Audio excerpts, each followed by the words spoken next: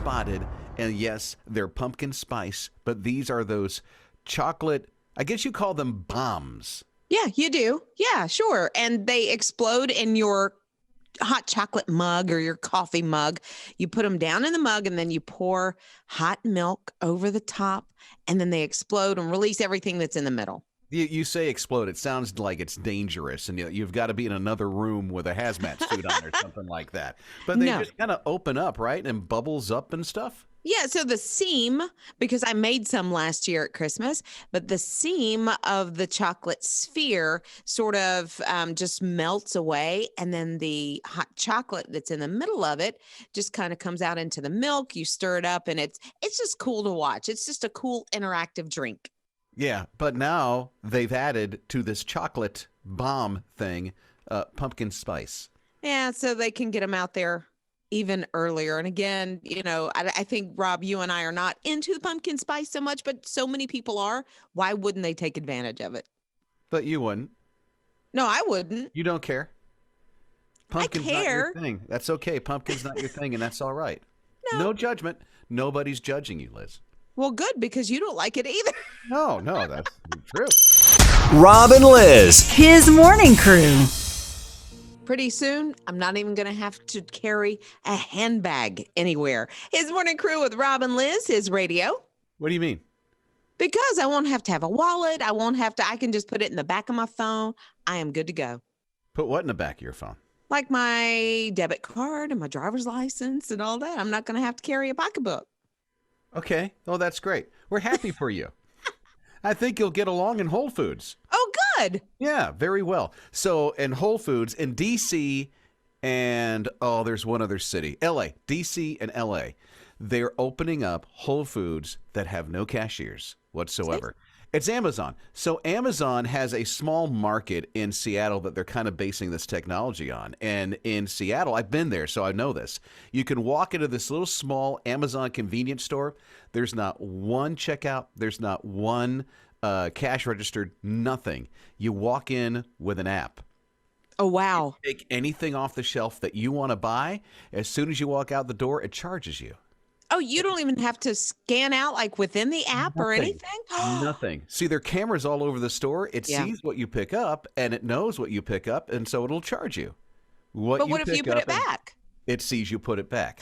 Oh, cool. It's crazy. It's crazy cool. So there's two Amazon's new Whole Foods stores that are opening up. One's in D.C., I think the other one's in L.A., and they have that technology. No cash registers, no cashiers. You walk in, get your stuff, walk out. As long as you have the app. You have to have the app open before you go in.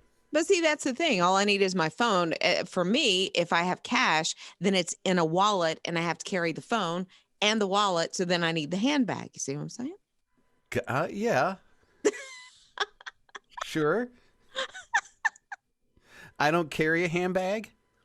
Right. So you can't really see it. I just don't know, but I'm happy for you. Rob and Liz, his morning crew.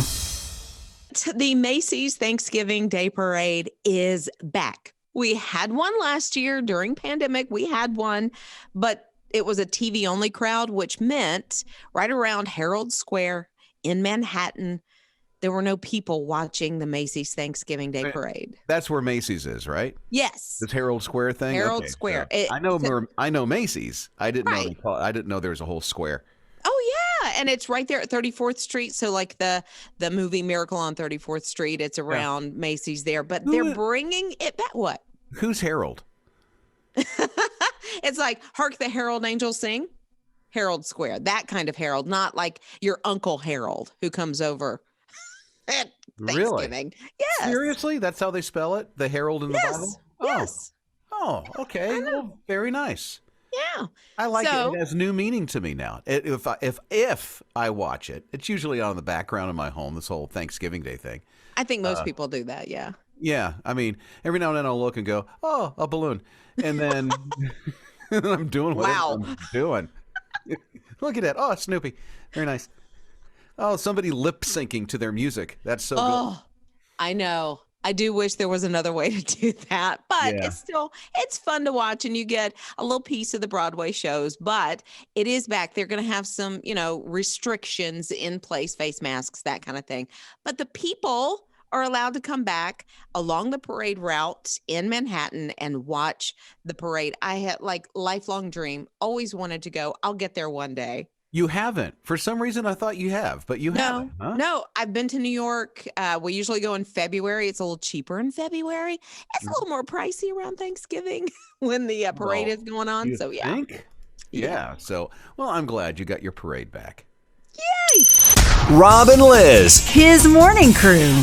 William Shatner, if you remember Star Trek, the original William Shatner, Captain James T. Kirk, in a couple of the movies, well, quite a few movies, especially through the 90s. So they're coming out with a new Star Trek movie, and William Shatner's like, hey, if you want me to be in it, I'll be in it. There's not no official word that he's gonna be in the new Star Trek movie that's coming out, but he's throwing his hat out there saying, hey, hint, hint. Yeah. I know that the last couple of Star Trek movies with Chris Pine as the James T. Kirk, they had the original Spock in those movies. So maybe why not bring him back for something? Yeah, but a part of the storyline was that he came back from the future. And so there's two Spocks that are around. Exactly. So the movie. Oh my goodness. It is such a good movie. We could just sit here and talk about Star Trek for 5-10 minutes. It would be awesome. No, but nice try. Rob and Liz, his morning crew. Roombas, those little robots that vacuum your house for you. The ones that are out now don't know that's what that is, and sometimes it creates even a bigger mess than what the dog did. Okay, I have heard of this happening. Friends come home, and the waste is all over the sofa and the walls. Yeah, because of the Roomba. Here's the good thing. The new Roomba that's coming out. Am I saying that right? Roomba? Roomba. That's what I would call Roomba? it. I don't have one. Well, the 7J is coming out, and it knows that that's what it is and avoids it now. How? I like the technology, which, technology and I don't get along very well. So I can't understand how it knows that it's that. Cameras. It has cameras now. And so the cameras that are on it detects it and goes, oh, that was supposed to be done outside. I'm going to avoid that and not make a bigger mess. It also will detect smaller objects like the charging cables and the phones and stuff like that. However, shoes and socks are still fair game. Okay, so how does it decide what is a sock and then what is the dog waste? Because if you put those two together and you're a robot, obviously a human brain can work that out, but they look different. One you put on your feet. The other you don't want to step on. Look, Okay? I've had the other on my feet before and it's gross. Especially in the backyard. Well, the Roomba's not going to do that anymore. Rob and Liz, his morning crew. I wonder if you'll know who this is as soon as I make the sound. It's Rob and Liz, his morning crew on his radio. You ready? Yeah. You ready? Here we go. The only impersonation that I can do. That was really good. Yeah, my kids used to watch it back in the day when there was Steve. I can't remember who the other guy is because Steve went to college on Blue's Clues, right? Exactly. Yeah, it's Joe. Joe, that's right, Joe, because he was like a cousin or brother or something like like that. He took over the Blue's Clues, house and the clues. But here's the thing. Both Spencer and myself had our own notebooks so that we could do all the clues and figure it out. That just makes me so happy. I remember my daughter, Taylor, and then the boys, my boys were watching Blue's Clues as well. They had Joe. My daughter had Steve. But Steve, as we grow up, we have to go do other things. And Steve had to go to college. And so Steve left. Blue's Clues is 25 years old. I don't know. I didn't even realize. I didn't even think about it. But Steve had a message for all of the, I guess, original Blue's Clues kids. And you just got to hear it. And then look at you, and look at all you have done and all you have accomplished in all that time. And it's just so amazing, right? I mean, we started out with clues, and now it's what? Student loans and jobs and families, and some of it has been kind of hard. Oh, like I watched, it goes on a little longer than that. And when I watched it, I really was brought to tears. And I couldn't like figure out at first why, but the way that he presented it as Steve from Blue's Clues and just the sound of his voice, all these memories came flooding back of watching Blue's Clues with my daughter. It was just super cool and kind of brought things full circle. Yeah, right. And boy, it's real. Student loans and Right. bills Jobs. and all that other stuff. Adulting took place, and Steve grew up with his audience. Yeah, and what was so odd about it, it was almost like I got closure that I didn't know I needed.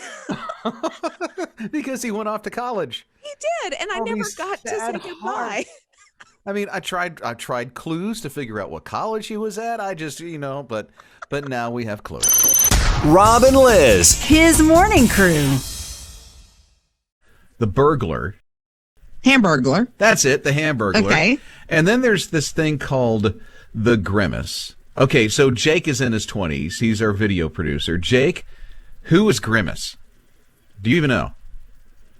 You got to unmute so I can hear you. Uh-oh. So unmute so we can hear. We're virtual today, so Jake is in a totally different building that we are in. You unmuted yet, Jake? There we go. Okay, there we go. Okay. Sorry about that. What's up, y'all? No. So Grimace, they say Grimace is a taste bud. Do you know? Hold on. Do you know who Grimace is? Absolutely. You Absolutely. do? I'm a McDonald's fiend, so I better know who it is. Okay, you better know. I think my kids know who Grimace is as well. I don't think he's on a lot of commercials or whatever, but No. I think. Ronald McDonald has been dominating McDonald's for years Oh, right. now. Yeah. You know, it was like the 70s, 80s, and maybe the 90s that Grimace and Hamburglar and all those other things were a thing. I had no idea that someone in their 20s knew who Grimace was. Yeah, I think they're on. Oh my goodness, were they the toys and the Happy Meals for a little while? A long time. Yeah, so possibly. But. So Jake just kind of alluded. You said Grimace is what? He is a taste bud. A taste bud. And how That's do you what know we all this? thought. That's what we all thought, because we all were speculating what he was, but turns out he's actually the personification of a milkshake. Yes. See, so there was this interview in Canada from one of the franchisees or one of the owners of a local McDonald's. And the guy said, "Oh, Grimace is a taste bud." But nobody and I thought, else that's says gross. that. I know. It's just kind of, ugh. I didn't know that. Grimace I is made like a grimace. He's like purple or something. Or I'm colorblind. I always Yeah. thought he was blue. Somebody said he was purple. I said, "Oh, He's I had purple. no idea." So only this one guy says he's a taste bud. That's his interpretation. But McDonald's said not too long ago, "Oh no, milkshake." Now, see, to me, when I think about Grimace, he looks more like a taste bud, now that I think about it, than a milkshake. I mean, a milkshake? How do you personify I a don't know. milkshake? Okay, Jake, who is Grimace to you? What do you think he is? I mean, he looks like a taste bud. I mean, he just looks like a little taste bud. But was that in your mind before you heard that someone said he was a taste bud? Oh, absolutely not. I was just going with it. It was just a thing, right? I was just going with it. Yeah. Yeah. That's what most people. So whatever you think Grimace is, that's who Grimace is to you. Rob and Liz, His morning crew. Controlling your car by using your mind. And that's it. The technology exists, and it's from Mercedes. They came out with this. It's called the Vision AVTR concept car. And what they do is they put this headgear on you. I know, right? They put this headgear on you, and all you have to do is just think to go forward, go in reverse, turn right, turn left, stop. It's controlled by your mind through the stuff you put on your head. There's no way that's going to work. At least not. There are some people that can focus. But like for me, I don't know about you, Rob, but I get so distracted by my thoughts, even while driving sometimes, that, I mean, it's just squirrel, squirrel, squirrel. And I know, no. right? Mm-mm. I would get into an accident. Yes. My brain's always thinking, even while I'm driving. Although Yes. that's different, though, because our brain's like controlling our hands, right? And our feet and stuff. Exactly. And you can multitask. I mean, a little bit. You shouldn't be obviously the things we don't even have to talk about texting and that kind of thing. But your brain can think of a couple of different things at one time, singing to the radio and driving. But just giving over complete control, never going to happen in my Yeah. lifetime. I mean, what if I'm thinking I want to drive forward? So, okay, go forward. And then in my brain, I went, oh, look there's a grocery store to the left. Is it going to turn left in the middle of traffic? Yes. I mean, come on. Yeah, no, I to me, it's not a good thing, at least for me. Maybe somebody else can focus, but not me. No. Don't put that thing out. Rob and Liz, his morning crew. She's going to freak when I tell her this. Okay, Are you ready? I am so ready. Season 9 of the Great British Bake Off thingy. Yeah? Yeah? That's your gift. Yeah. Oh, thank you. You're welcome. It's a new season. The new season, it is. Yes. Oh, yay. And that was the cheapest gift I could find. I guess. Well, so does that mean I get a Netflix subscription as well? No, you have your own. Oh, okay. All right. All right, nice try. Hey, I did try there a little bit, but it is coming back to Netflix, and I am excited because it's 2 weeks from today. I think it's season 9. Season 9. Yeah. Is going to be on Netflix, Great British Baking Show. And so we get a whole new round of contestants. I think they start with about 10 or 12. I've never seen the show, but I started reading about this because she likes it. Liz really likes this show. And I'm like, what is the attraction outside of just baking and a bunch of people just baking? It almost seems like to me that it's the America's Got Talent to baking. Because you have judges and stuff, right? Yes, you do. It's Paul Hollywood and Prim, and I can't remember Prim's last name, I don't but know who these people are. I guess they bake well. they do, because if you get a Paul Hollywood handshake, it's just the bomb. It's the best thing ever. What's so special about his handshake? Because he's the Simon Cowell, just like you said, for America's Got Talent, he is the Simon Cowell of Great British Bake Off. And so he is very few and far between with the compliments.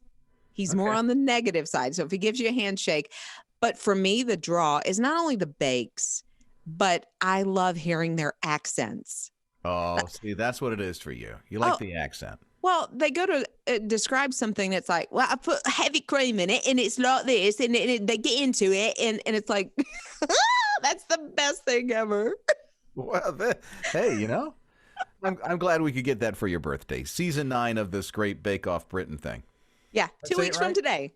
Yeah, Great British Bake Show. Bake Off. or Bake Oh, Off. okay. I thought it was a Bake Off, but there you go. Rob and Liz, his morning crew.